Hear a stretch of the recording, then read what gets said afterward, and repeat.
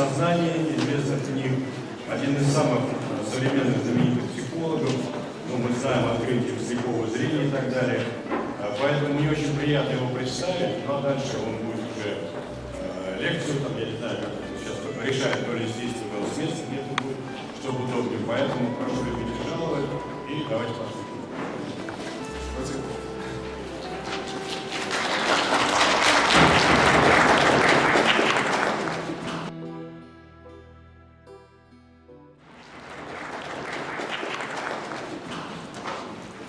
So setting up these things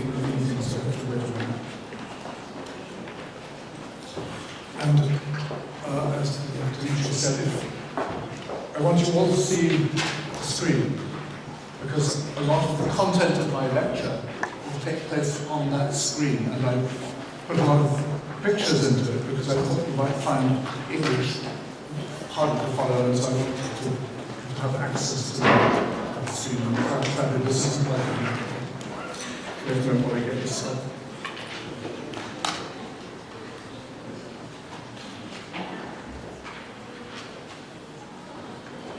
And can we lower the lights, please?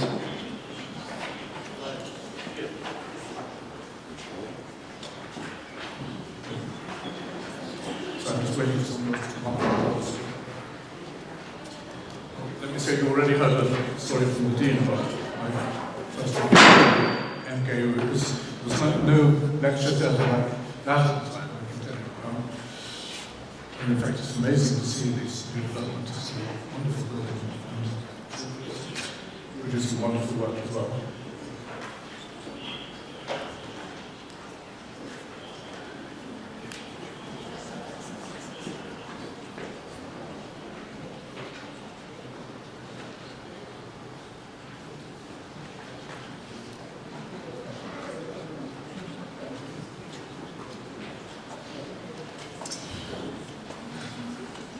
Okay, well, it's a very great pleasure to be here for many reasons, partly with my history and with changes which have occurred in Moscow since I come here, which is exciting to see. And also because I've been given the chance to talk to you about the thing which has been the most important intellectual venture of my life in the last 34 years.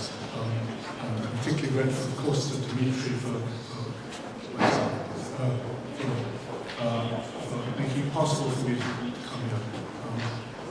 It's a real privilege. So my talk is, and I need to make it full screen.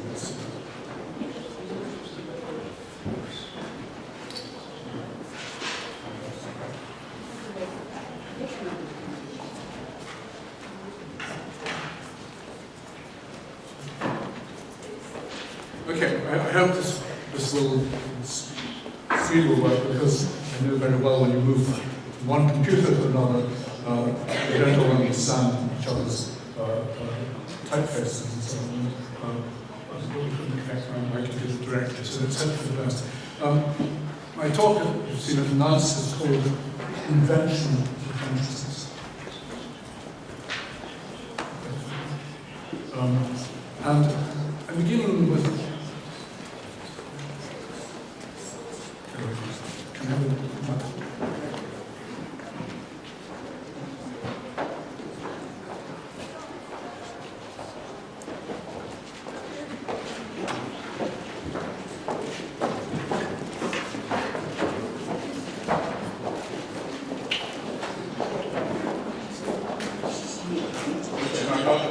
say again, anybody who wants to really see the content of this lecture should move as close as possible, because we're not looking at that screen, we're looking at a kind of window at the bottom. So make sure there's nothing in between.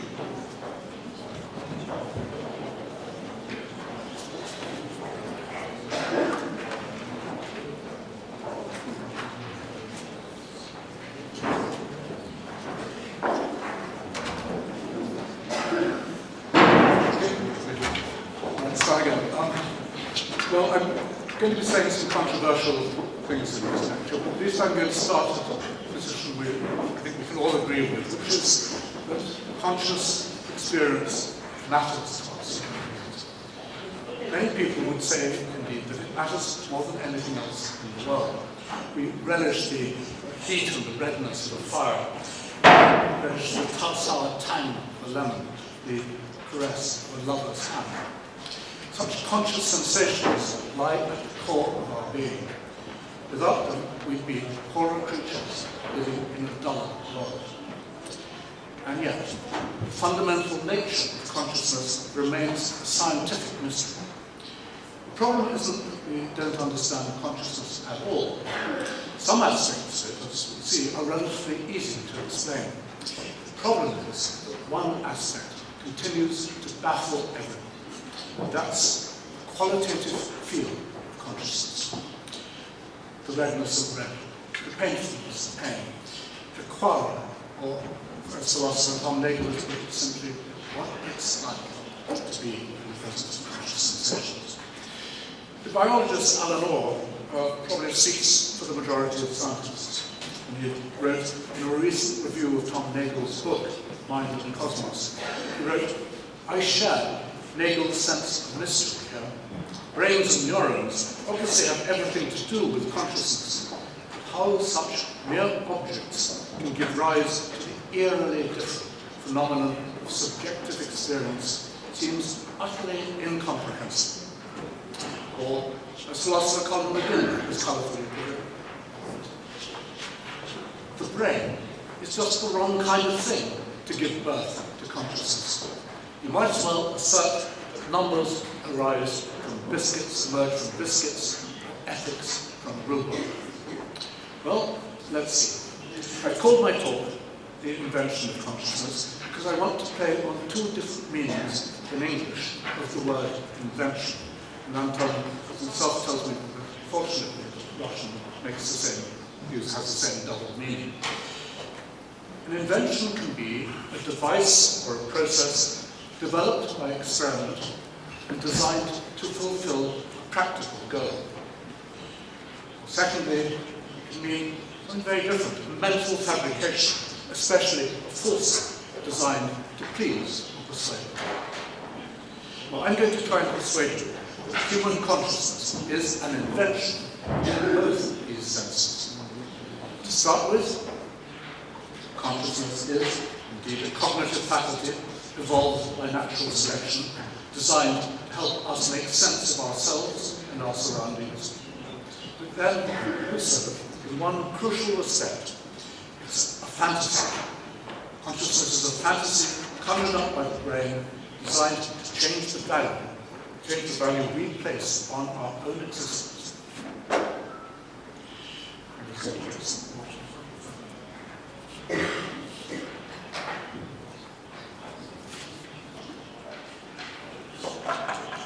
Now, the first of these things on consciousness, I'm going to argue, has very little to do with the mysterious field of consciousness, phenomenology.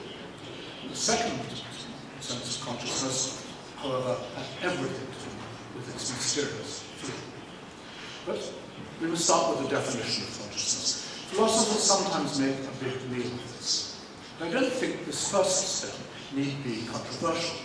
At any rate, not if we can ground the definition of consciousness in the case we each know as subjective, our own. If I may speak subjectively speak objectively on your behalf, consciousness is surely just what you are conscious of. That's to say, the various states of mind of which at any one time you are subject, and which you can access by introspection. You're conscious of. Now, it's true that consciousness so defined may be difficult to access in non-verbal animals. But fortunately, grown-up human beings can indeed tell us about it, at least up to a point.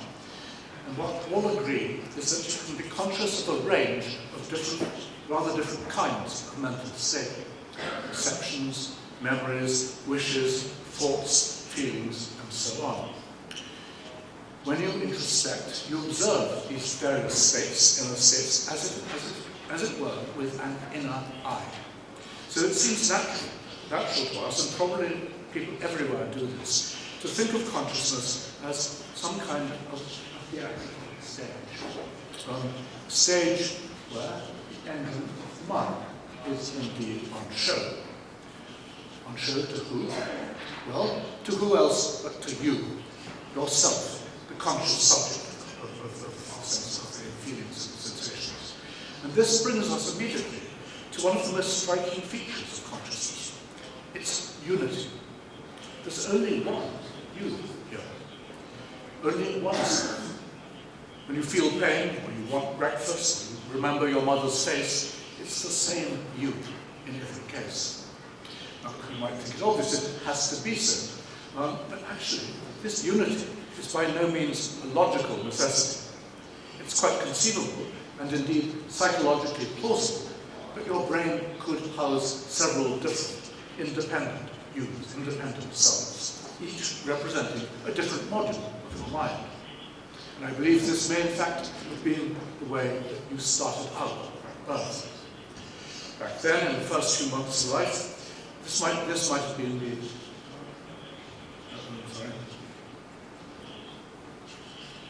This might, let's say, have been the self which wiggles your toes. This could have been the self which sees. This could have been the self that feels hunger, for example.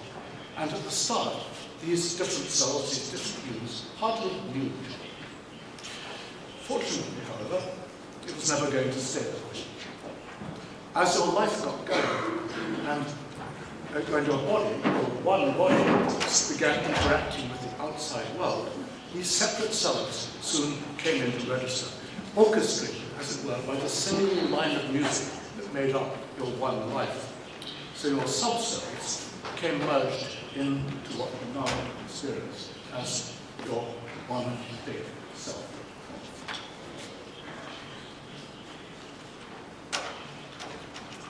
Now this binding together of cells need not have been pre-programmed by your genes. In fact, I believe it could well have been the automatic outcome of the dynamics of mind and body. And let me show you the simplest of models for how this could work. Here are 5 measurements.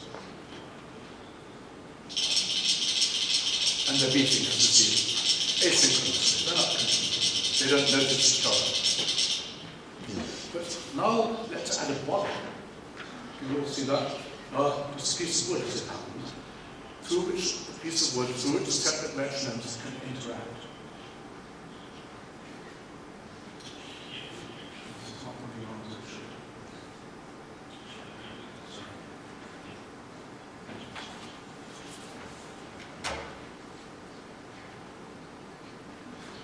This is one potential Humphrey.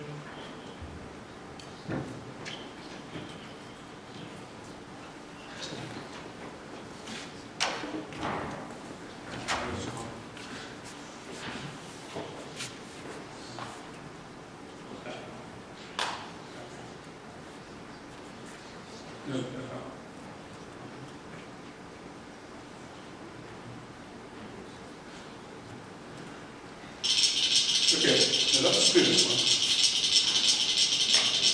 Now I want the next one.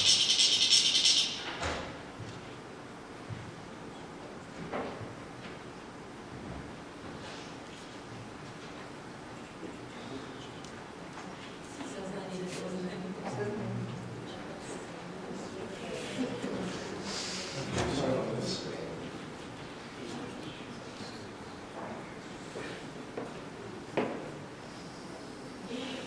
So it's not lost. I've got another that I was going to show it to you twice because it's such a remarkable phenomenon. Let's see what happens if you next one.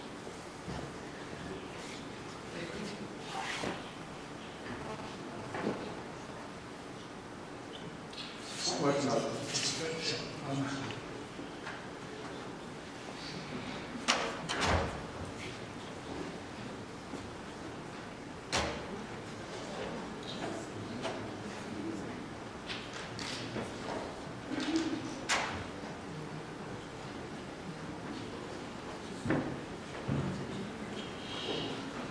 Well, I may just have to describe it to you.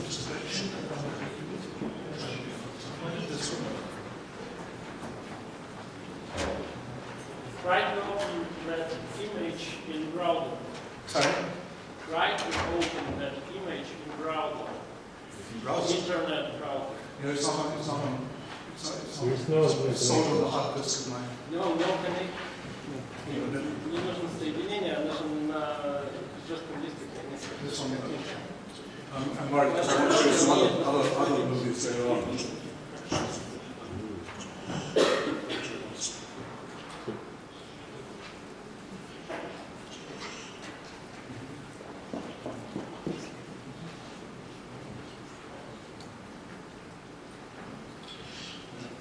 Okay, well, I have to tell you, which is a great shame because you won't believe it. What? These synchronies were beating asynchronous.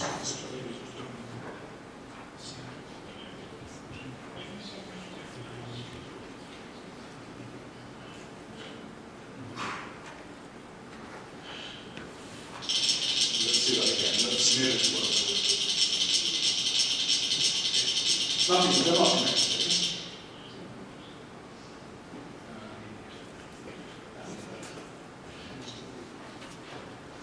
Okay, what he's done, what he does there, he simply lifts this can and puts it on two Coca-Cola cans.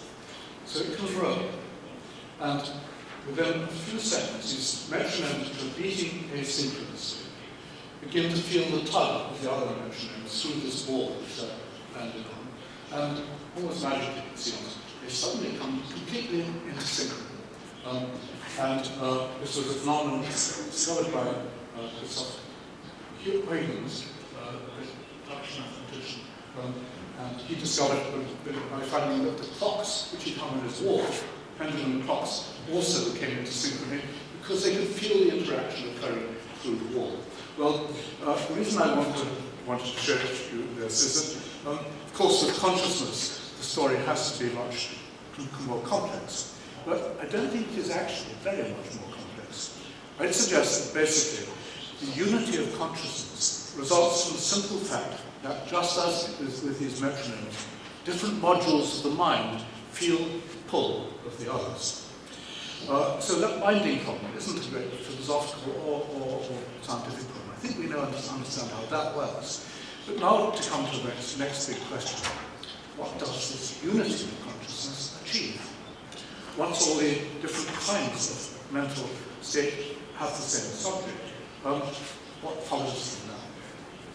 Well, to start with, it underwrites the most obvious function of consciousness, namely to create what Minsky has called the society of the mind. Information from different modules of the brain is being brought to the same table, so that there can be fertile cross between the different parts of the mind. You now have a mind-wide forum for planning and for decision-making. The way is then open for the creation of a central processing unit, an intelligent agent that can recognize patterns, marry past and future, assign priorities, and so on, across the mind as a whole.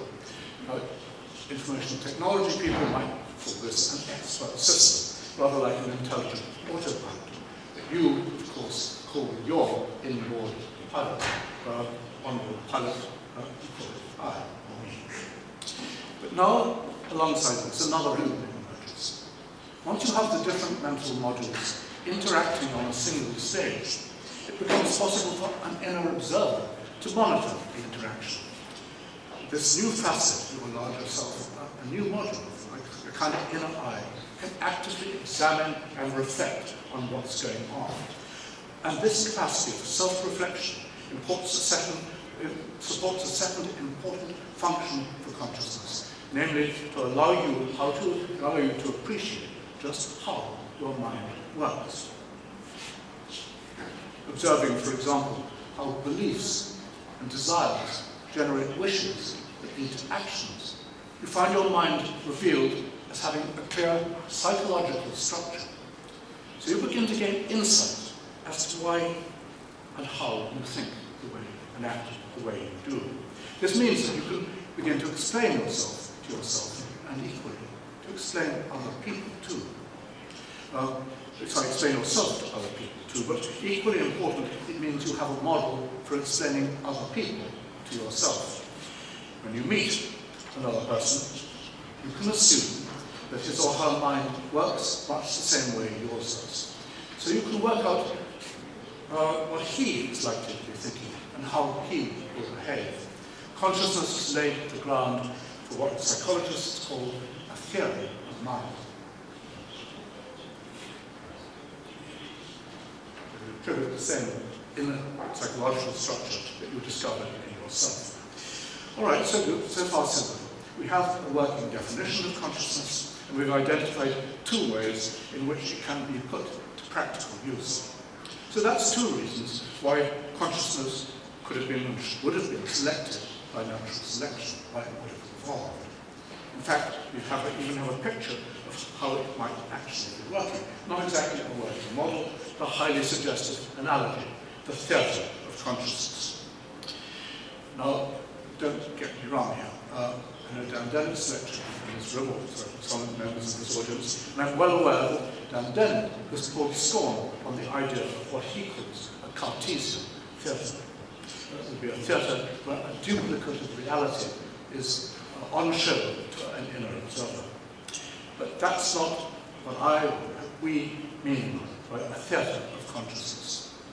We mean something more like a real human theatre, where plays are staged. Plays don't provide us with duplicates of reality. They provide us with a creatively transformed version of reality. Something that invites us to understand our situation in new ways. And that's the sense in which I mean a theatre of consciousness. Some of you may have reckoned, Nietzsche probably does, that I've been using Shakespeare's Global Theatre in London as my example for theatre. And if you'll allow me a bit of a literary diversion, I'd actually like to borrow rather more from Shakespeare. In a famous prologue to Henry V, the chorus apologizes on behalf of the actors, mere ciphers, as he calls them, ciphers or symbols. I know that's the Russian word too for digital symbol. He apologizes for these ciphers daring to simulate the events of history on stage. Pardon, the chorus says, the flat, unraised spirits that have dared on this unworthy scaffold to bring forth so great an object.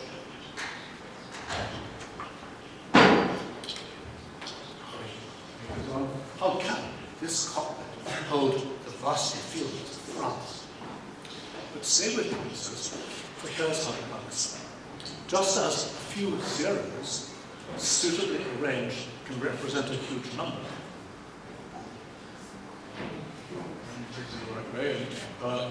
just as Shakespearean chorus says, since a crooked figure means to have a number, may attest in little place 1,000,000. So the players and props on stage can represent to us, the audience, a reality of quite a different order. So let us cipher this great account on your imaginary force. Well, I'm sure you'll agree that this is actually a starkly pressing metaphor, almost as if Shakespeare has anticipated modern ideas about the coding of representations in the brain, using symbols or digits in different orders and different arrangements to conjure up different numbers or scenes. But actually, that's not where I'm going to go with Shakespeare at the moment. It's back to that. I want to go back to that teasing question: can this cockpit hold the vasty fields of France? Cockpit. Shakespeare meant literally an arena for staging cockfights. He couldn't have known that the word cockpit would later become to mean the control room of a ship, and later still the control room of an aeroplane. But now, when we're discussing consciousness, I'd say that the cockpit of an aeroplane actually provides an even better analogy than the theatrical stage does. Let's see where we can go with this. The plane's cockpit features a variety of independent instruments that display the output of subsystems that monitor a range of external and internal states of affairs. Here we can say the plane's beliefs, its desires, and its intentions are on display. In coded form, of course, speed, altitude, yaw, and so on, they're represented by symbols or numbers, ciphers again. But nonetheless, they are representing what's happening on the surface and what's being to do with them. And here, as you see, is the pilot's privileged seat from which he is able to take in all the displays at once. His job is to integrate the different sources of information so as to decide what to do to achieve certain goals. He observes, he thinks, and then he acts, using the joysticks of the plane to steer the intended course. By the way, the pilot also has a cockpit radio, so he can report verbally back to ground control. But you may well be wondering, whatever is the point of this analogy for consciousness? Am I going to use a conscious pilot as an analogy for a conscious agent in the brain? No, not at all. I want to use it as a further way of demystifying consciousness. The thing is, we already know that as a matter of fact, there's no need to have a living pilot in the cockpit to fly the plane. An electronic autopilot can, and in many planes does, fulfill exactly the same function as the pilot. Autopilot integrates the information. It chooses the best path, and so on. The autopilot can indeed even be designed to report on what it's doing and why to a base on the ground. It can even report in simulated speech if it's required. And what's more, it can also keep a record of what's been going on in the inside of the aeroplane that can be accessed by a third party, even posthumously, if need be.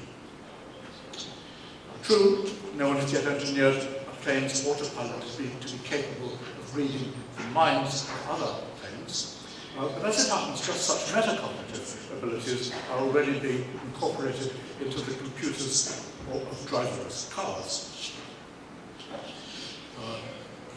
To overtake safely, the computer must be able to anticipate how those other cars are likely to behave. The computer hasn't had, in effect, a theory of drivers. Well, how does it have? How can it come to have a theory of drivers? I don't know the facts yet, but I wouldn't be surprised if engineers aren't already working on having the autopilots of cars learn about other autopilots driving other cars by self-reflection. They take actions in the right way, and they have to have a theory of other cars going to behave, and I quite believe that they will be improving that continually on the basis of the experiences they have in the successful doing this. So my point is that an autopilot can be engineered to do all this, and then if it can, then it's not surprising that a brain can.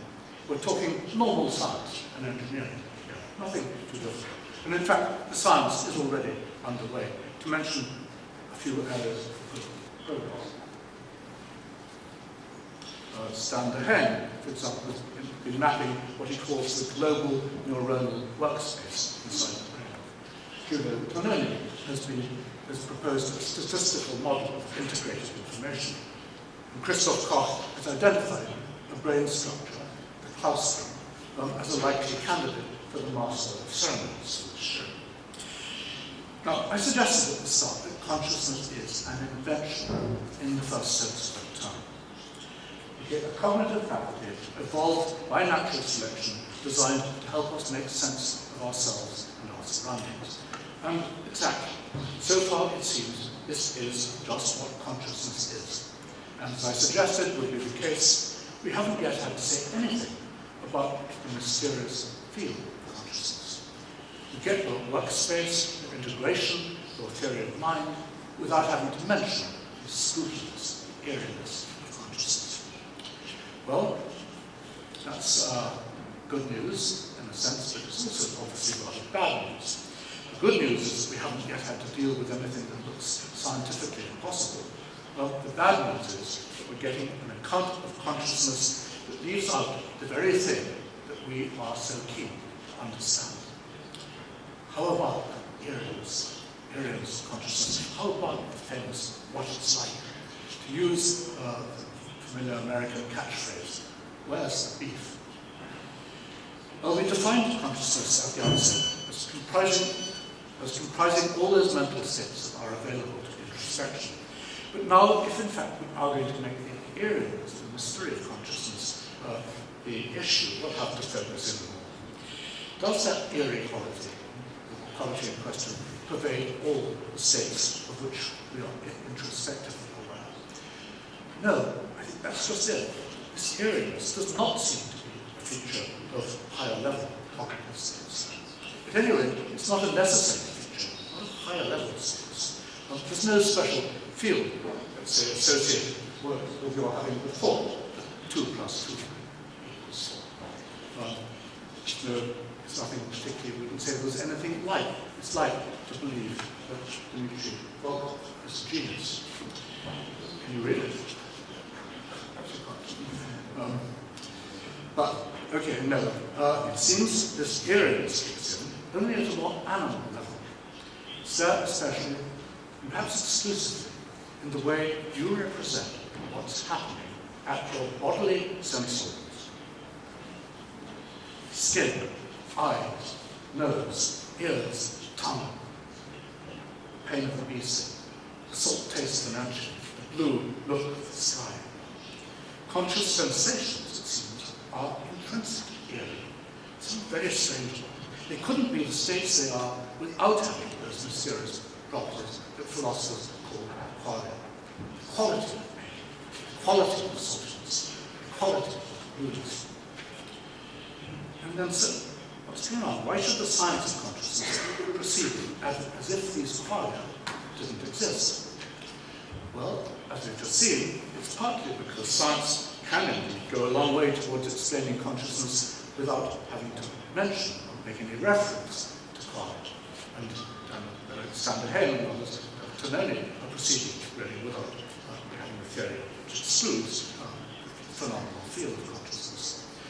But the other reason, of course, science is ignoring it is because the job of explaining qualia looks to many people to be scientific impossible. I quoted Alan Moore earlier, saying that qualia are utterly incomprehensible.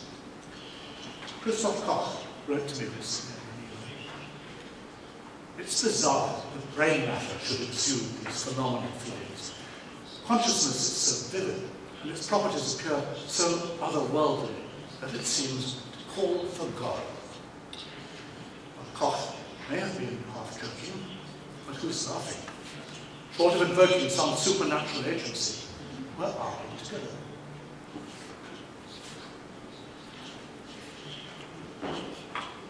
Well, there are indeed a good many scientists, and philosophers too, who simply don't want to go anywhere with it. It's not so much a case of qualia denial, though that does exist too. It's a case of qualia avoidance. Newton, Isaac Newton, set the term 500 years ago.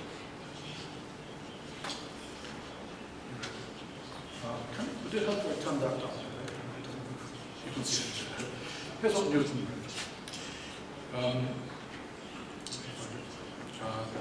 But to determine more absolutely what light is, after what manner refracts it, and by what modes of actions produces in our minds the phantasms of colour. That's what he means. What he calls qualia. Rather like phantasms, I like better than qualia. But okay, qualia is the right other sense. How it produces the phantasms of colour is not so easy, and I shall not mingle conjectures with certainties. And the American philosopher, many years later, echoes Newton's pessimism. We don't know, even to a first glimmer, how a brain or anything else that is physical could manage to be a locus of phenomenal experience. This is surely among the ultimate metaphysical mysteries. Don't bet on anybody ever solved. Now, not everyone has been so ready to surrender. There has in fact been plenty of debate. The answers that have been proposed have not always been helpful. Yet it seems that at least a consensus is emerging about the boundaries of the problem. Most theorists, at least the ones who are prepared to theorize, now accept that there are only two options that we can take seriously. We can be realists about qualia, or else we have to be illusionists. The names, I think, make the meaning of these different alternatives clear. realists take qualia at face value. In their view, if your sensations appear to have qualities that lie beyond the scope of physical explanation, that must be because they really do have such non-physical qualities. And this is possible because the brain activity that underlies sensations already has consciousness latent in it as an additional property of matter, a property as yet unrecognized by physics, one you, the conscious subject, can somehow tap into. Here, for example, is Tom Nagel. The existence of consciousness, he writes, seems to imply that the physical description of the universe, in spite of its richness and explanatory power, is only part of the truth. It implies that the natural order is far less austere than it would be if physics and chemistry accounted for everything. So, according to the realists, here you are, breaking through the veil of mundane physics to access a higher order, realm of consciousness. Okay, that's the realists. Illusionists, by contrast, will have none of this. They argue that if your sensations appear to have these marvelous non-physical properties, then this can only be because your physical brain is playing tricks on you. And this is possible because the brain is a computational engine that deals in symbols. And physically based symbols can perfectly well represent states of affairs that do not exist and even could not exist. For example, here's Dandel, the leading expression. Consciousness, Dan writes, is an illusion of the brain, for the brain, by the brain. Qualia are like beautiful discussion of her, just about a colour, without itself being a colour. So, according to the illusionists, here you are, accessing your brain's own magic show, and being tricked into believing that you are in the presence of a higher dimension. In fact, however, all the wondrous stuff of consciousness is coming from your side of the metaphysical divide. Okay. So here we are. Realism on the one side, illusionism on the other. The trouble is that both these theoretical positions come at a considerable price. On the one side, the price of realism is that it implies that the standard physical description of the universe is radically incomplete. Now, some people actually welcome this conclusion. Nagel, as we saw, thinks that it would make the natural order less austere. Others, including me, find it a lazy and inelegant solution. Do we really need to dream of a superphysical reality? If we consent, probe on a journey lasting 10 years, crossing 4 billion miles of empty space, so as to land on a comet speeding at 34,000 miles an hour, and actually get it there within 2 minutes of its planned arrival. Well, doesn't that suggest that our existing physics is pretty much complete? If those other physical dimensions are really out there, I have to say they're exceedingly coy. They don't seem to want to show themselves. But then, on the other hand, there's a price to illusionism, too. Illusionism undermines, and in many people's eyes, devalues the mystery of human experience. Some welcome that, too. Dennett takes wicked delight in discomforting what he calls the mysterious. He's happy to be, as he put it, the cop at Woodstock, the policeman at a pop festival. But others find illusionism deeply depressing, complaining that it unweaves the rainbow, and so on. Still, which is right? I can't say that we know for sure, but I know which I myself hope is right. However much fun it is to witness an apparent impossibility, I still want explanatory closure.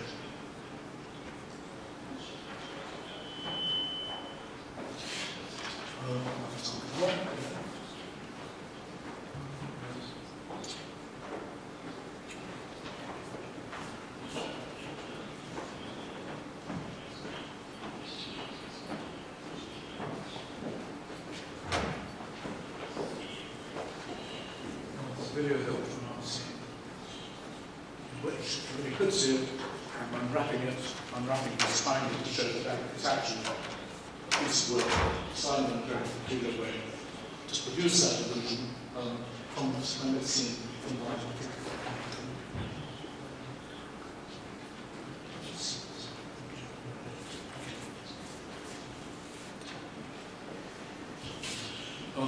Well,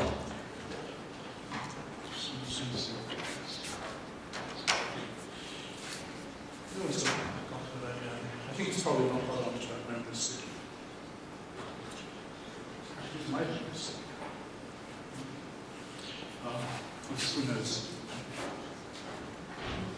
No, okay, let's do without technology. I know it's good to give a good speaker to manage without pictures, but I did want to show this because there's an illusion. It looks like an impossible figure. And actually construct on the work as a real physical kind of ground you would see from to have no impossible kind of process. Okay, well, if there really is some trickery like this going on in the human brain, then where is the explanation?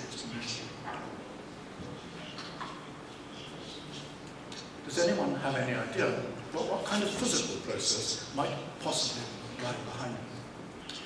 Well, yes, as I'll explain in a moment, contrary to Philosopher, I think we do have at least a first glimmer. But before going there, let's just consider a simpler example. When skeptics are questioning whether any scientific theory can deliver the magical effects, it would be good if we can come up with or point to a model mechanism that can emulate at least some of the functions we're trying to explain. And then at least we have some kind of proof of principle. So let's go back to this cockpit analogy. Now imagine that this plane flying has specialized sensory receptors in its body, in its fuselage, analogous to human senses. And its job is to represent what's happening in the body surface to the pilot in the cockpit. Heat, pressure, tissue damage, and so on. Let's say, for example, that there's a fire in the winter. A message is sent to the cockpit like a message sent to Descartes' boiler, and the signal registers on the instrument panel in front of the pilot. Okay. But now, imagine this. All the other instruments on the panel use simple, flat, graphical or numerical displays like this. Sensory instruments, special sensory instruments, dress them up in a rather special way, as holograms. We've all seen holograms. This picture appears to rise above the flat surface. It is an illusion, of course. It only looks as if there's a third dimension. But our pilot in the plane, he seems to him the numbers really are jumping out of the screen.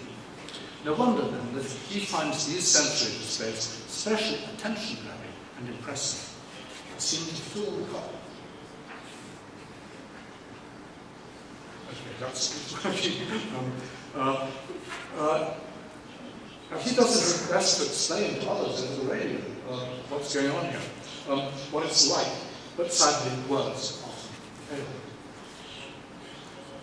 Still, what matters most is that he experiences firsthand what he's experiencing firsthand. From now on, our pilot goes flying just for the joy of being there. As Lord Byron said, the great object of life becomes sensation, to feel that we exist even though we're in pain. But I mustn't get carried away with my argument just because the pilot is annoying ahead. Different shape, I'm sure you can kind of see the point. An analogy is an analogy. A hologram is a hologram. What can this have to do with brain and poly? Well, dare I say it, maybe it's not just an analogy. I draw your attention to what's called the holographic principle of physics, which has arisen from consideration of what happens to information apparently lost in black holes. The holographic principle states that just as a 2D surface can contain all the information required to construct a 3D world, so an n-dimensional surface can contain all the information required to construct an n+1 dimensional world. So the 2D surface of a black hole, for example, can preserve all the information about the 3D objects that have disappeared into it. By the same token, the 3D world we think we live in could actually be a holographic illusion from what's actually just a 2-dimensional surface in space. And more to the point, the 4-dimensional world of conscious qualia could quite well be an illusion generated from the surface activity of a 3-dimensional brain. Someone recently said, about holographic principle, this idea is so wild. It's comparable to finding that the instruction manual for a dishwasher holds the recipe for making a good chocolate soup. Someone else said about consciousness, you may remember. You might as well assert that numbers emerge from biscuits or ethics from rules. So let's assert that we might want something. Exactly the same anxieties and puzzles occurring in this realm of physics as in the science of consciousness. Yes, but how could that actually work?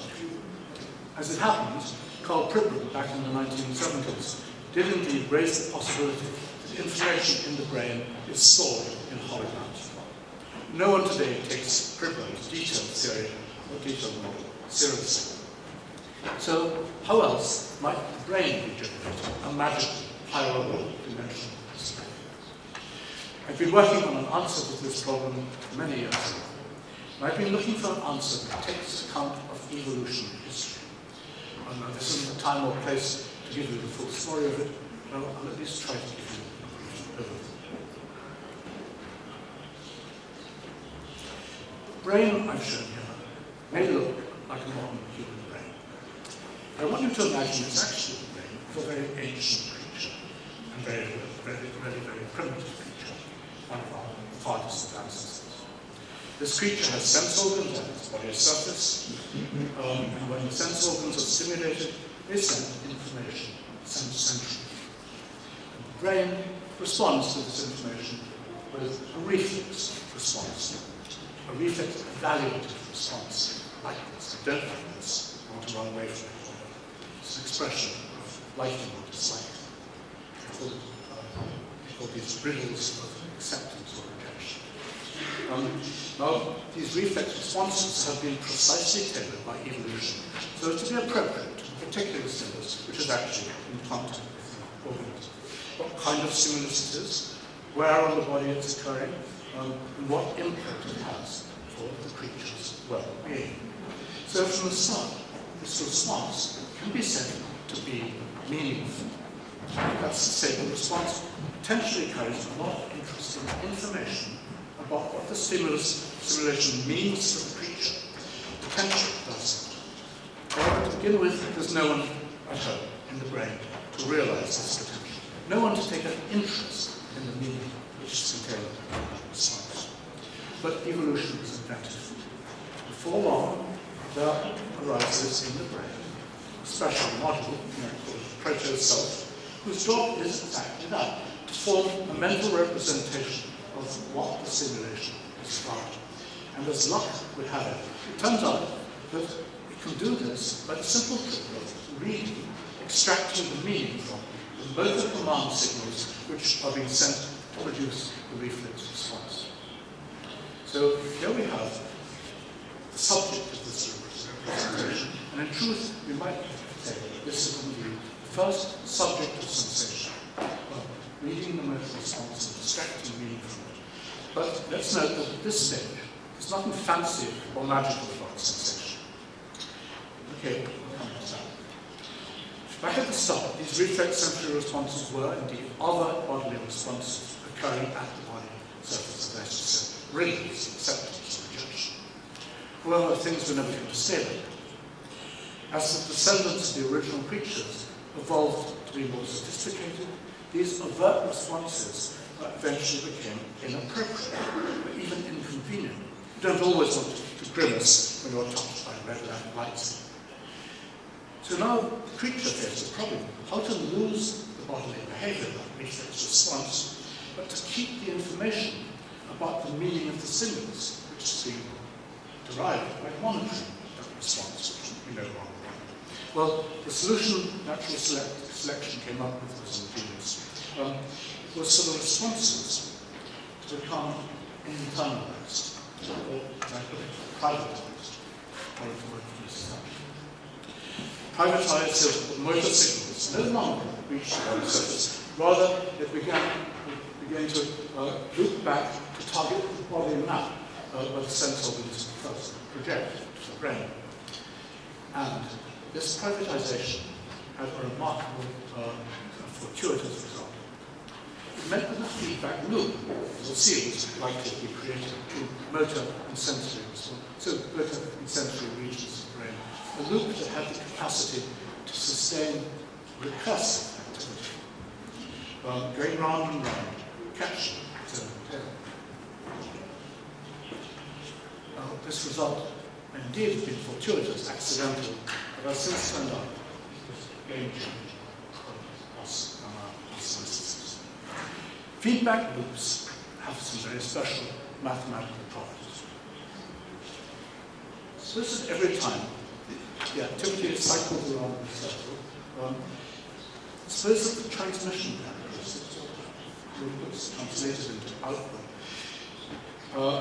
Suppose those are altered by the activity the previous time around. It's a thing to imagine. It goes on once and how it's transmitted depends on what its characteristics the first time around. Well, in that case, the activity in this loop will be described by mathematicians call a delay differential equation. Typically, this means that the activity will either develop chaotically or else will settle into a cycle, a character state, in which the same pattern gets repeated again and again indefinitely. The film clip shows an example of such developing pattern in a very simple.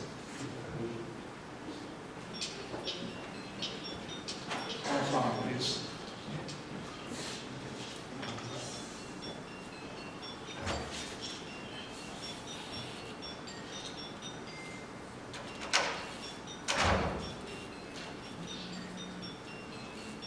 Well, I'm going to need more sound later on. Someone again know how to work sound on this.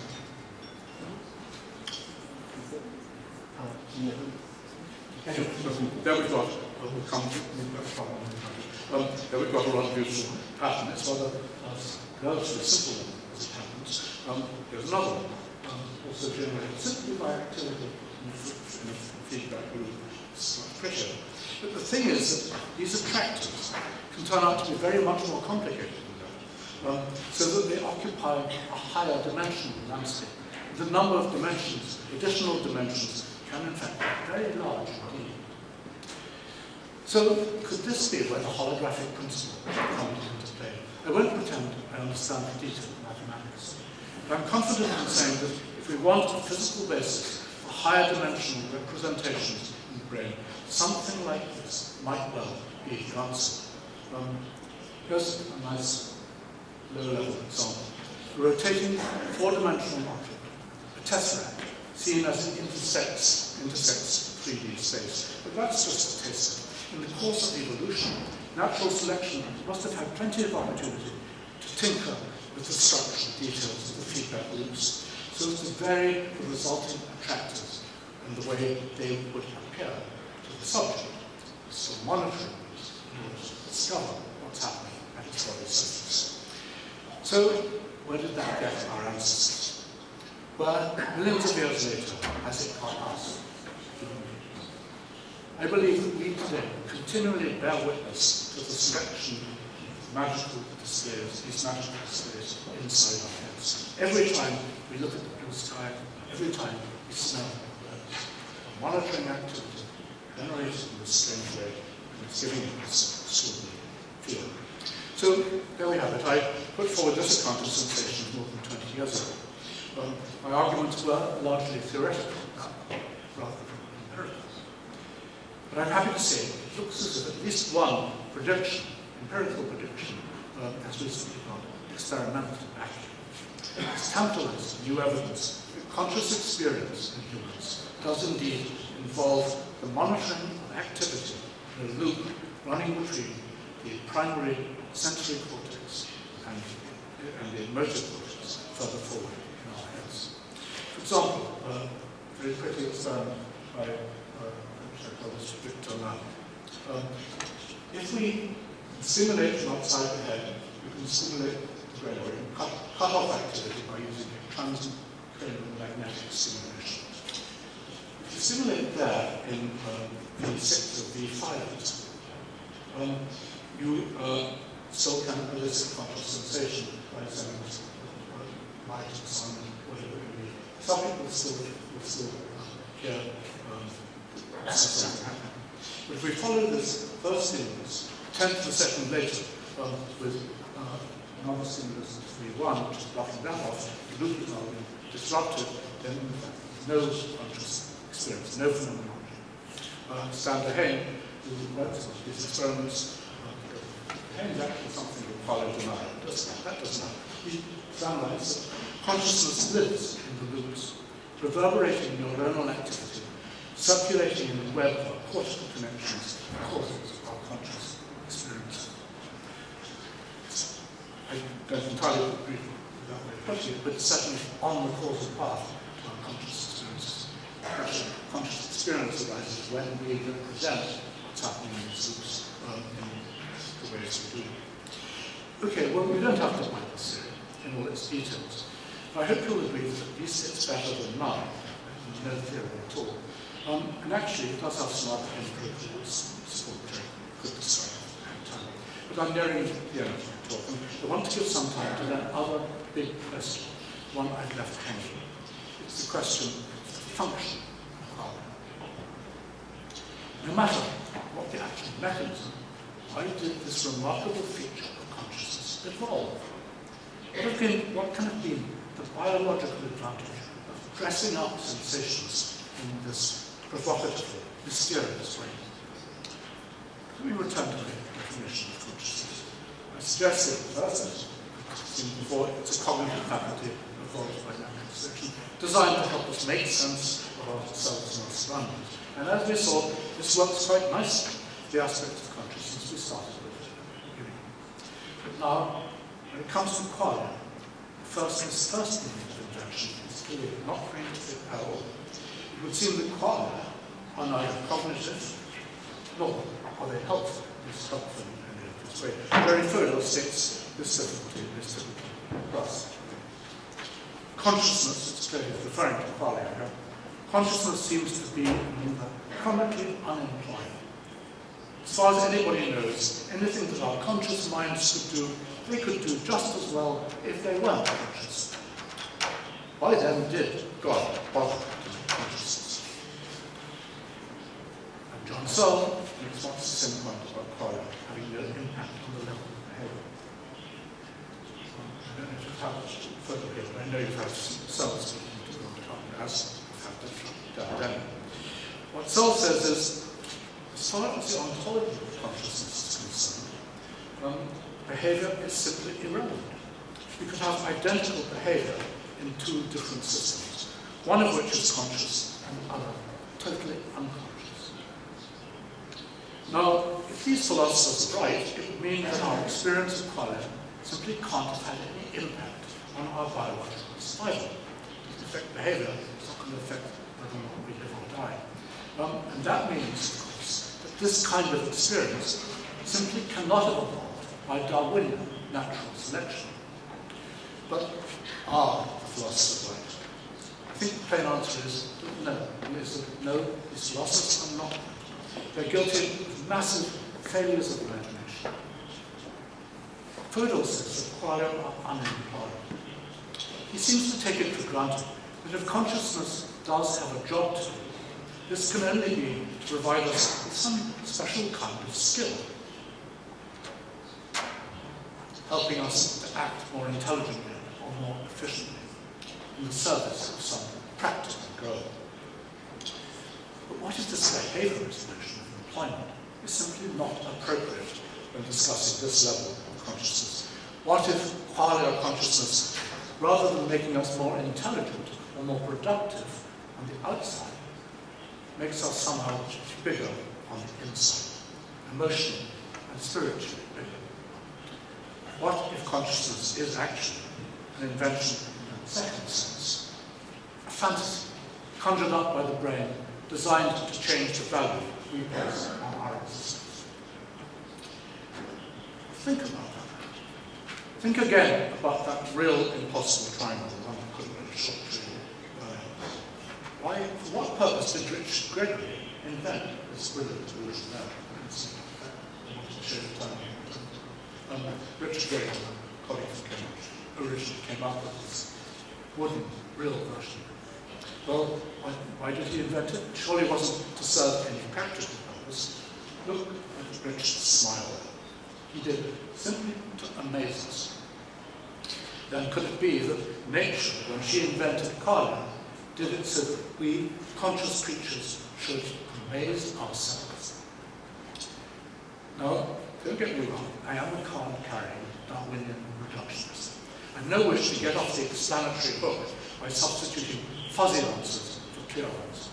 But still, I do think there are times when, in the interest of science, we scientists need to loosen up. Before we pronounce on the employability of phenomenal consciousness, we need to undertake a proper natural history. We should be studying how conscious experience actually changes the way people live in the world. How does exposure to qualia change people's psychology? What beliefs and attitudes are generated? How does it affect people's ideas about who and what they are and what kind of world they live in? Now these are, anyway, ought to be empirical questions to be asked of ordinary people. And we should be ready to consider all sorts of possible answers, not just those we'd find discussed in the science, philosophy sections of the library, but perhaps those that belong in the self-help section, or even the New Age section, even those that may sometimes seem to us a little flaky. But most important, we should begin the inquiry close to home by taking seriously our own intuitions about just how and why phenomenal consciousness matters to ourselves. Think about it. Suppose the magic for you were not there.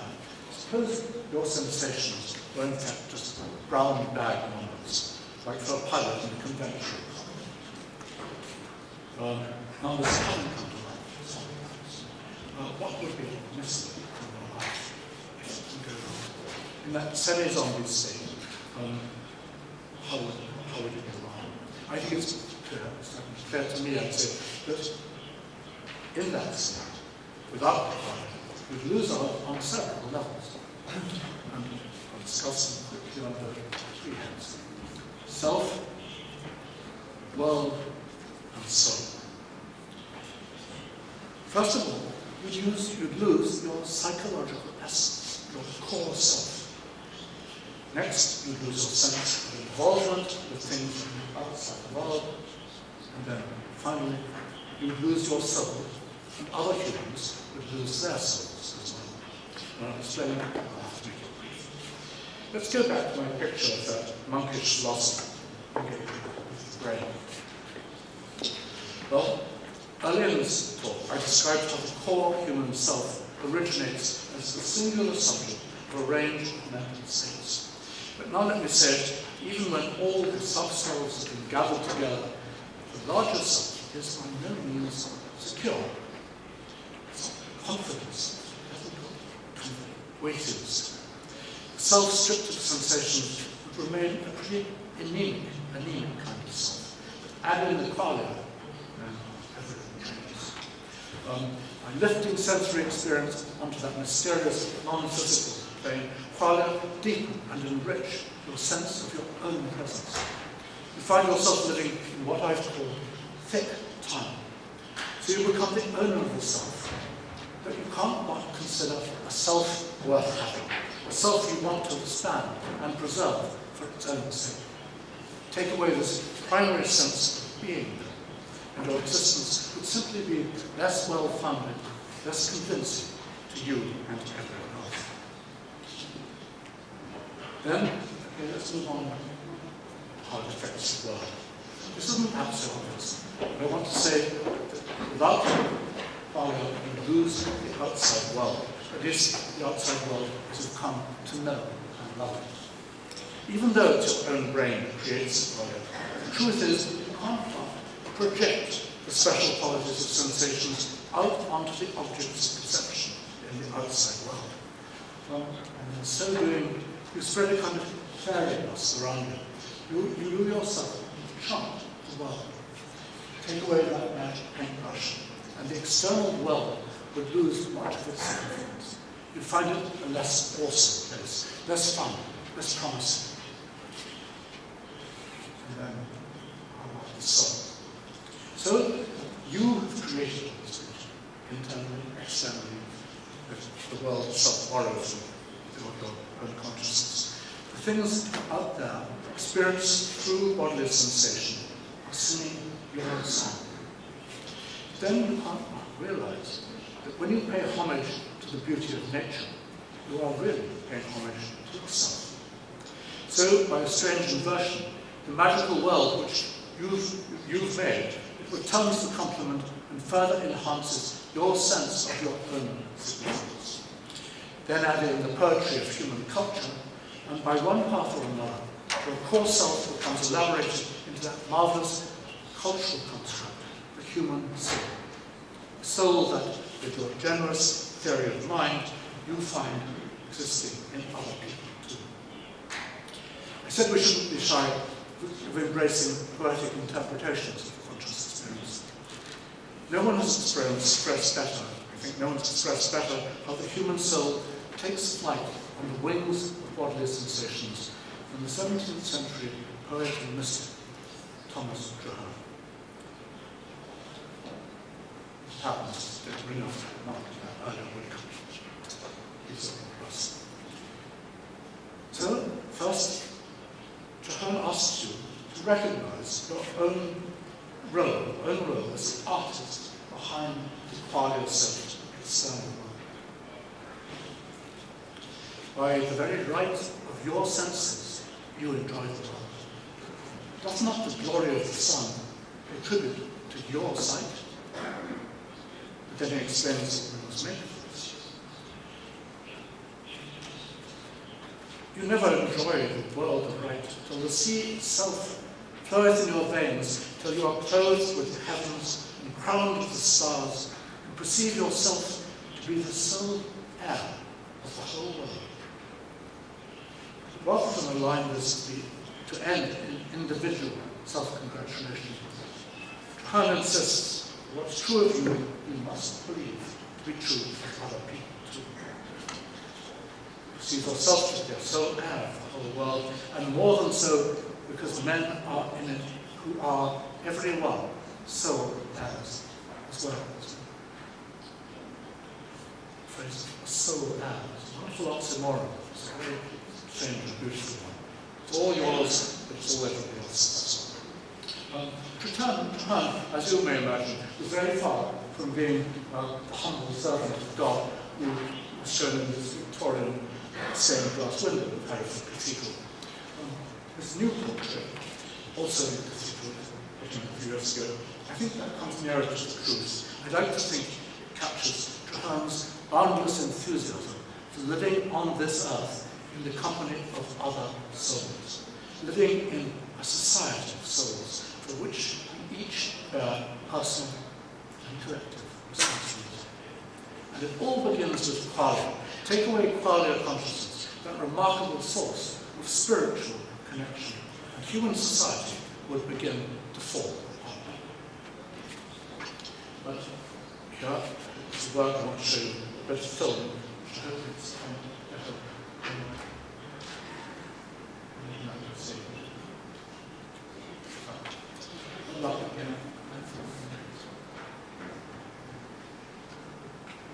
Okay, imagine this bit of film, the Botanic Garden again, shows families playing with each other,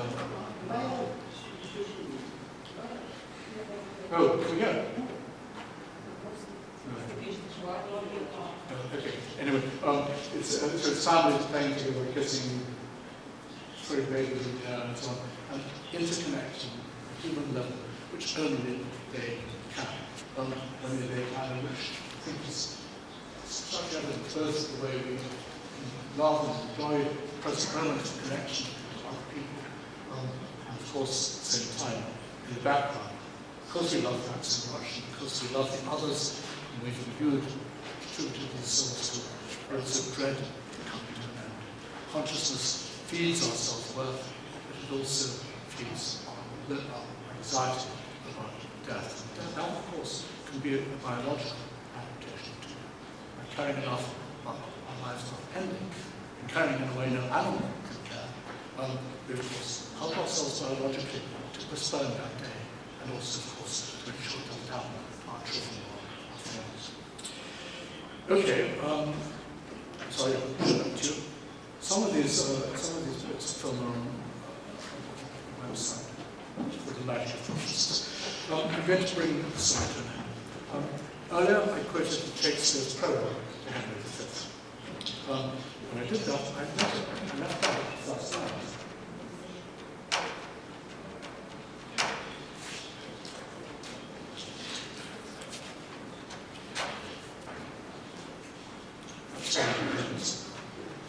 Oh, for a muse fire would ascend the righteous heaven of invention. Chorus here clearly means invention in that second sentence. He's seeking permission for the actors on stage to create an extraordinary work of fiction. Well, as I hope I've shown you, nature did it first. Parliament are just such an invention. Arguably, the brightest tales, the most remarkable story anyone has ever dared to tell. Thanks to natural selection, we all contain within ourselves that muse of fire. Okay, thank you.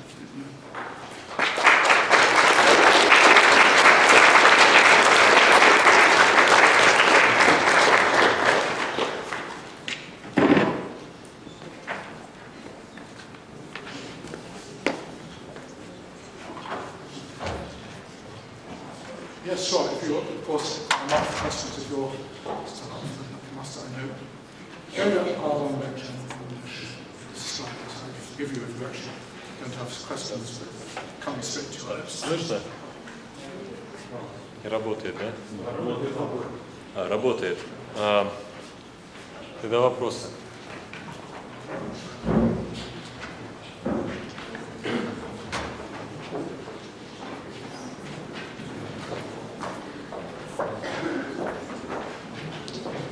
Thank on your behalf and thank Humphrey for making the translation.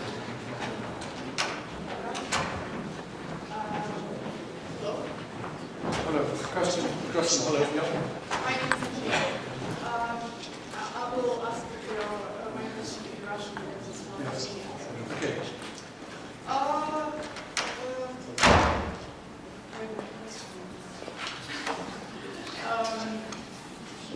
Вы говорите о двух измерениях сознания, так скажем, о одном измерении сознания, которое состоит в том, что это реакционный механизм, который помогает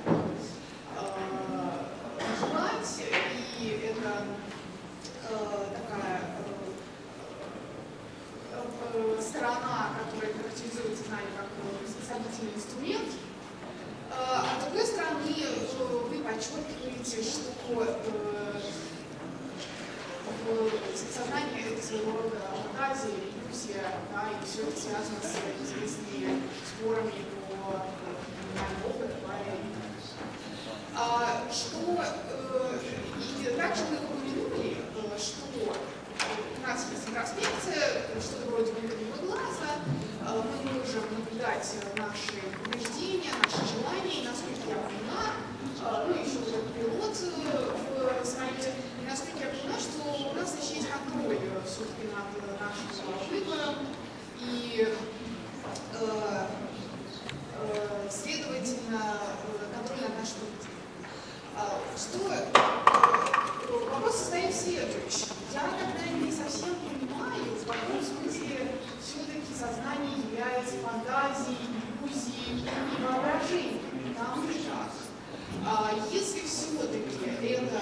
нечто, помогающее нам, да, выживать, принимать какие-то решения.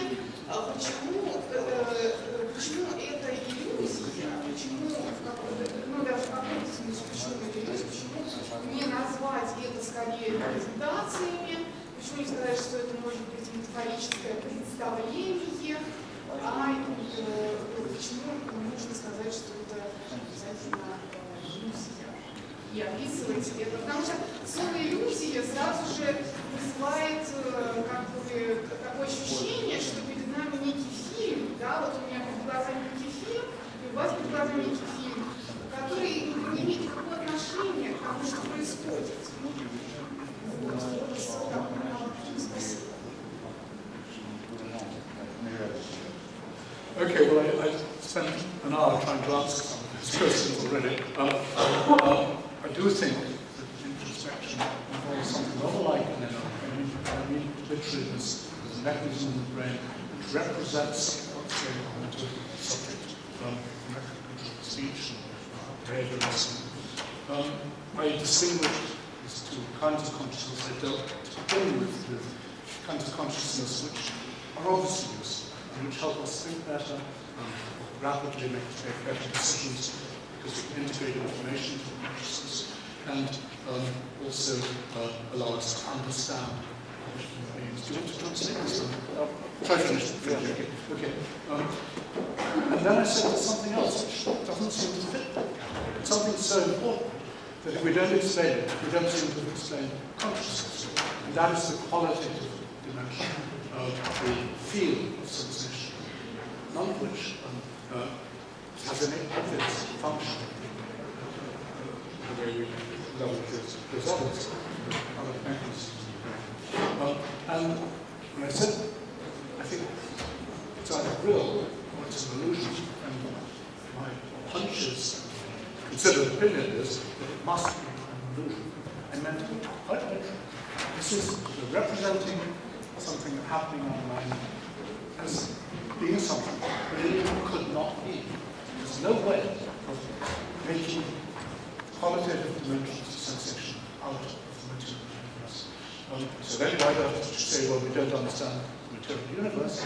You have to say, okay, we don't understand sensation because the fact, or what the way of understanding them is to be they are indeed elusive.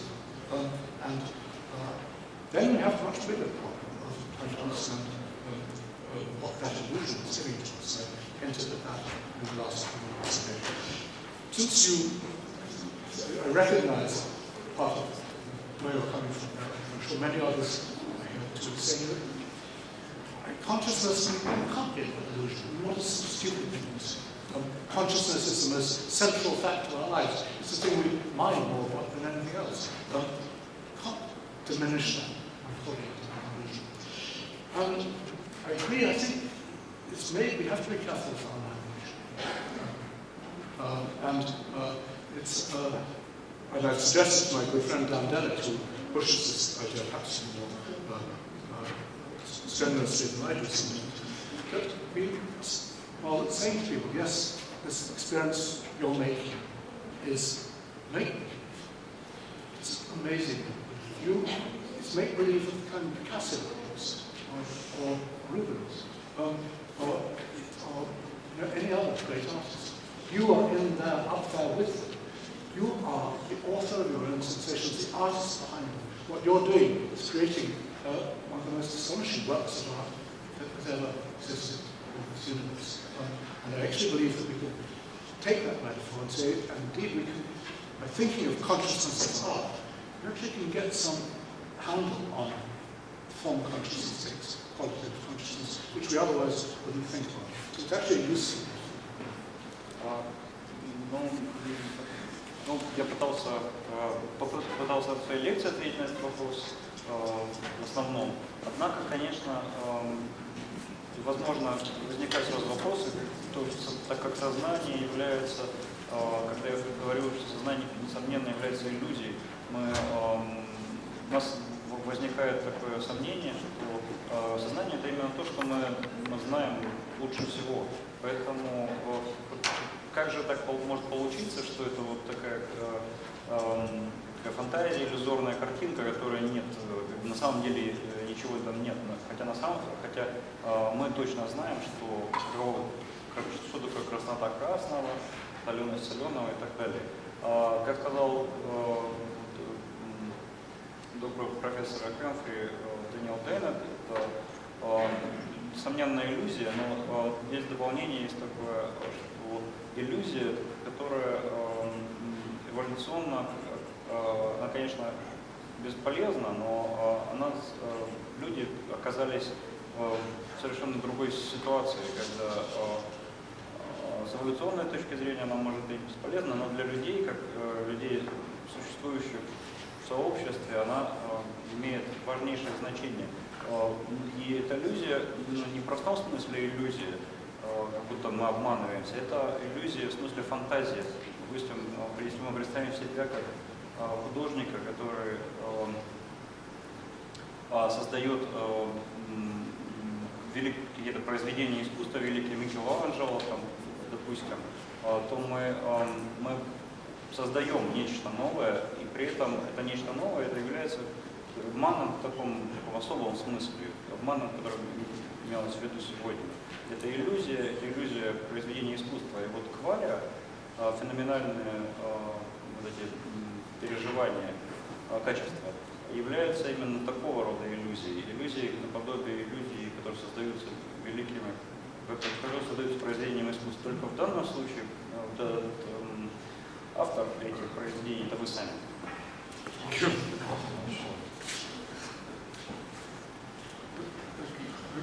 Okay, let's make the questions shorter. We have this 2 or 3 people.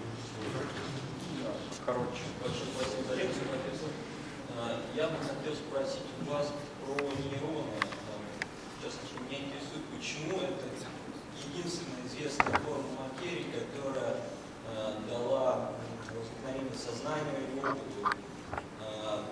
Вы считаете, что они являются особенными, или же сознание может быть воспроизведено на искусственном субстрате?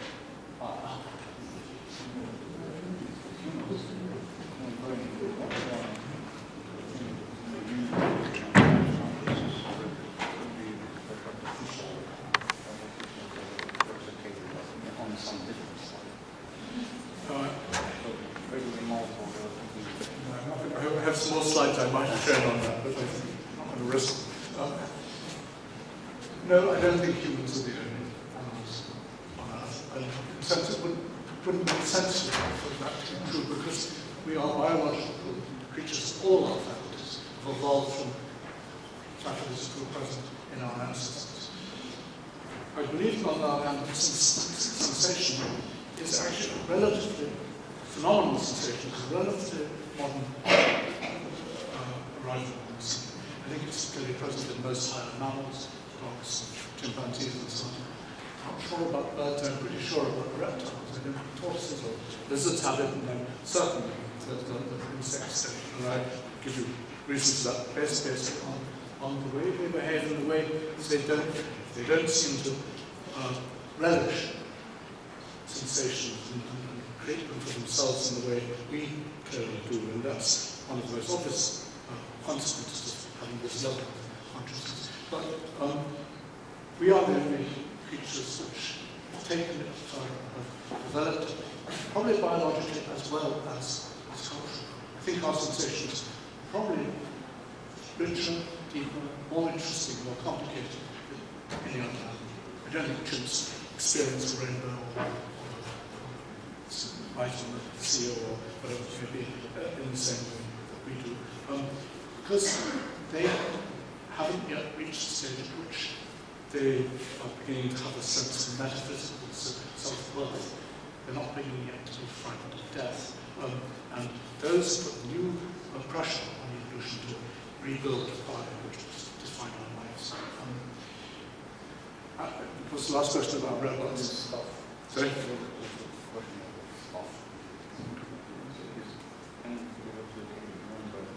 Oh, yeah, can be replicated non-biologically. I think the answer has to be, in principle, yes. I mean, whether in practice, I don't know. But obviously, if we could reproduce a carbon copy of a human brain, we would have a conscious creature, I mean literally a carbon copy. But probably we don't have to go that way, but we could build consciousness into what's phenomenal consciousness if we chose to do it. And it may be that if you simply follow the kind of model which I suggested, it needs a lot more fleshing out. Something like that might do the job of giving a robot phenomenal consciousness. It would also, even come to the idea of having a metaphysical, mysterious self inside its robot head. Why would we want to do that? I'll tell you one reason we might want to do that. I mean, we're not going to need that to help with robots and factories and so on. Probably better not have that. But it won't be long before we're going to need the help of robots, artificial intelligence, to help explore the universe on our behalf. We're not going to send human beings on 100-year, 200-year missions out into space to investigate, explore, and send back the results of what we found. We're going to have to depend on our artificial companions to do that for us. Now, you may think that's very well. We put the robot into a space shuttle and send it off, and everything will be fine. It gets to Andromeda or whatever, and does its experiments and reports back. But if these robots are going to be clever enough, interested enough, curious enough to do the work we want them to do, they're probably going to need self-reflect. They're going to ask themselves, what am I doing here in this station? Who said that? Why? What's the point of this mission? And it might make sense to give robots a sense of self-worth, a sense that they matter, in the ways in which we believe we matter, which would actually motivate them to keep going through the long darkness of journeys to space and so on. I'm not saying that it's obviously a bit of science fiction involved here, but nonetheless, it's up to us. All of you may have better ideas about why, in the end, our robot companions should participate in the same way we do in this marvelous adventure. Ответ кратко из двух частей. Первое, да, несомненно, у более простых животных, чем люди, и, можно сказать, с уверенностью высших животных, например, как шимпанзе или собак, существуют также феноменальные качества этих квалий. Все это присутствует, не сходя по эволюционной лестнице сверху вниз от людей к остальным животным. Животные просто, люди отличаются принципиальным таким способом, что люди благодаря сообществу, благодаря культуре создали себе нечто дополнительное. Это самость или душу. И сообщество это сообщество, в отличие от высших животных, которых так подобной рефлексивности не только для себя, но и для других не существует. Да, и вторая часть ответа на вопрос по поводу, можем ли мы из кремния создать то же самое, что и сознание, в нашем смысле самость, душу и так далее, то принципиальный ответ – да. Однако вопрос заключается в том, зачем. С одной стороны, если это такие механические рабы, роботы, которые бы работали на фабрике, то это не нужно. Вот. Но с другой стороны, мы можем сказать, что мы можем, в принципе, не является противоречивым перенесение целиком воссоздания человеческого мозга при помощи микросхем, кремниевых микросхем. И единственной целью, которую я могу себе представить, это исследование космоса. Вот. Таким образом, для того, чтобы мы можем воссоздав мозг, мы можем воссоздать нашу свободу саморефлексивности, нашу свободу с операциями когнитивными и так далее. Но этим же самым мы создадим и квалия для этого робота. И робот тогда будет саморефлексивным, он будет задаваться вопросом, когда он будет лететь к Альфа-Центавре, за что я делаю в этом корабле и так далее. Одновременно для его же выживания, с одной стороны, и с другой стороны, это возникнет у него самого, необходимо, у него возникнет такое чувство самоценности. И эта ценность, это помимо будет уже не запрограммированное. То, что он будет ощущать себя как самость, и эта самость будет необходима для его выживания. Но вы, я думаю, вы можете представить себе множество других способов, которым искусственный интеллект в будущем и в настоящем может помогать людям.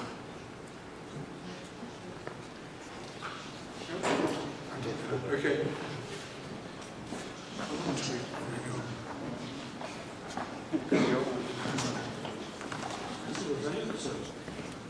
Насколько я понял, ваша концепция сознания состоит в том, что все-таки сознание — это некоторый феномен, некоторое побочное действие эволюции.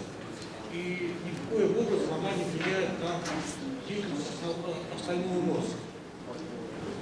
Допускаете ли вы, я бы сказал, две таких вещи обратного влияния сознания?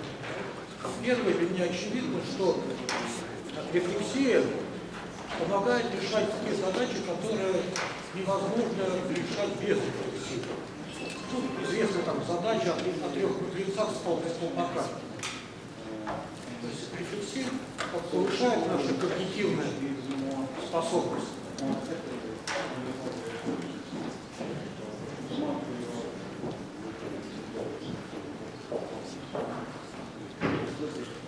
И второе возможное влияние сознания заключается в том, что этот сознательный механизм, эти клетки нейронные, о которых вы говорили, влияют и на деятельность мозга, и на таком физиологическом уровне, на более низком уровне.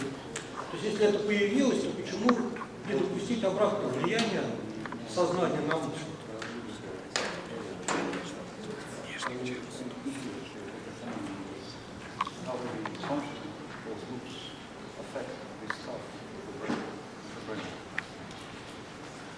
Sure.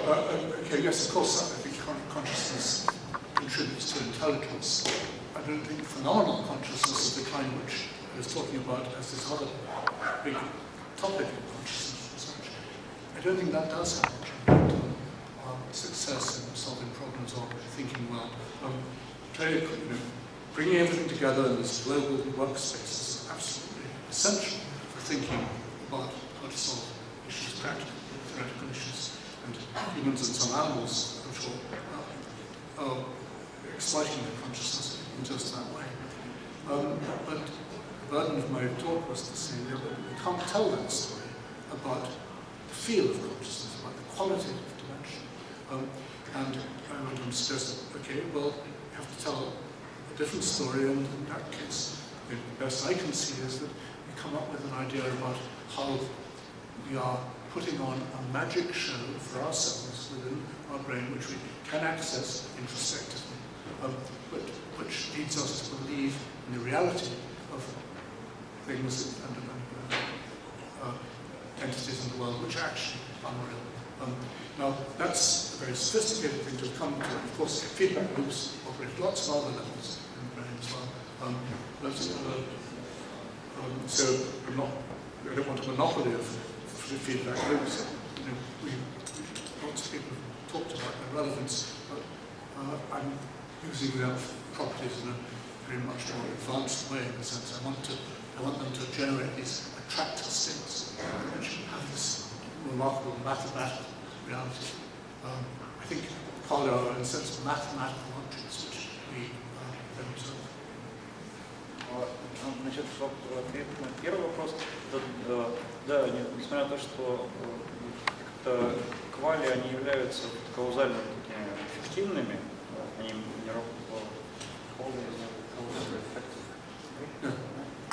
Well, no. Qualic affect us only by the loop of indirectly because we read them as lines. Can I give you an example, maybe it'll help me? You open I can't remember the last funny comic paper it's called. Crocodile. Okay. You open a crocodile and there's a drawing there, and you laugh at it. Okay. Well, this drawing won't be laughing at itself. There's nothing intrinsically funny about the drawing. It's only our relation to it which gives it this emergent property of being finite. It's a relational concept. So I think just in the same way, these loops in the brain are not conscious in themselves, but it's when we relate to them and represent them, it becomes. В общем, ответ такой, что да, конечно, вот эта часть сознания, которая когнитивная элемент, несомненно влияет является каузально эффективной, она работает, а вот просто там в буквальном смысле работает. Вторая часть, иллюзорная, так называемая фантазия, фантазийная, она, конечно, эпифеноменальна. И вот она придает значение. И вот это значение, это, конечно, значение такое, как, примерно, вот, если вспомнить юмористический журнал «Крокодил», вот, то крокодил сам, чернила сами смеяться над собой не будут. Вот, да, смеялся должно быть кто-то, то есть мы, кто-то смеялся над этими чернилами. Вот то же самое касается вот, этой фантастической, вот, иллюзорной части, вот она смеется, вот когнитивные способности не смеются. С другой стороны, что касается таких циклов с обратной связи, да, конечно, они производят действия на уровне, обратные действия, влияют на взаимодействие между отделами мозга и у нас, и у простых животных, но дело в том, что, несмотря на то, что они влияют, они не производят вот этот дополнительный элемент. Они влияют, как любые такие обмен информацией, может влиять на состояние каких-либо веществ, состояние каких-то систем. Последний вопрос. Can I have a sense from somebody? We have lots of time. No, sorry. Okay. Okay, thank you for your interesting presentation. I like your idea about separation of consciousness and matter. But how can you explain this in evolutionary sense? I think in your presentation was some kind of theoretical gap between the instrumental understanding of brain working and fantasy nature of consciousness working. But if you agree that consciousness is useless in practical sense, you can't explain originations of consciousness because of evolution. Thank you. Do you want to translate another? Ну, как бы вот есть просто такой в вашей лекции, для меня такой теоретический разрыв. Разрыв между вот этим элементом когнитивным, эволюционным и вот этим иллюзорным. Вот как этот разрыв, каким образом они связаны между собой? То есть понятно, что такое одно, что такое другое. Хочу добавить, то, что возникает, то, что бесполезно в практическом отношении, не может возникнуть в результате эволюции. Осталось непонятным, как сознание возникает эволюционно. I agree. I said I agree with the talk like this. I said that's a problem, and that's why philosophers like John Searle and Jerry Fodor argue that consciousness is unimplied, it doesn't practical consequences, cannot borrow the theory of evolution to explain it. And that's why I won't go there. I want to say that even qualia do have effects on our lives, which can be seen by natural selection. In other words, they are rather indirect, but in very important ways, affecting the kinds of relationships we make, and ideas we have about our role in the world, and ultimately in our investment in children and in the future. That's a very major effect to have. So you're right, and I agree with you. I hope it didn't get the right talk, saying anything different. And yes, theoretical gaps. I have much more time. I'm trying to fill some of them. This isn't, it's not a finished model. What we want to do is to provide a possible route for providing a scientific, materialist account of Islam. At the moment, we simply haven't got the Mysterians actually have no theory of this other dimension, Rick Charles and so on, but nothing they could predict or deduce from their theory. Dan Dennett who is wonderful on the subject of integrated workspace and decision making and those sorts of issues, has tended in the past also not to have anything to say about why, because he thought they were kind of, in a way, an irrelevance. I think he's changing his mind. But certainly, I hope I'm not irrelevant. I feel quite isolated in trying now to say, okay, if we're going to have a materialist theory, what's it going to look like? What kind of explanation?